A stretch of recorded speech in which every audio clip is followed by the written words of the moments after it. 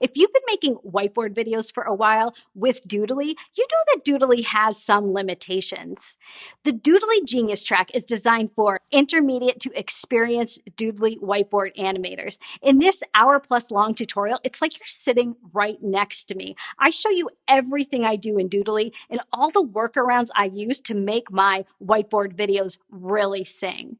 I show you like everything, how to create drop shadows, how to make images look like they're actually moving in the Doodly frame, how to doodle things on individually, but then have them erase as a group. You know Doodly doesn't do that. I know how to do that.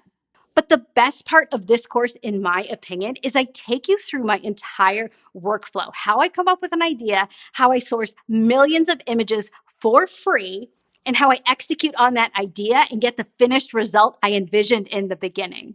I don't just show you how I do things, I show you why I do them so that you can take those concepts and execute them in your own whiteboard projects. All you're going to need is an internet connection, the Doodly software, and a really basic graphic design editing app. I'm going to be using Adobe Photoshop Elements. So if you want to learn how to step up those whiteboard animations you're already creating, come on over to jenjagger.com.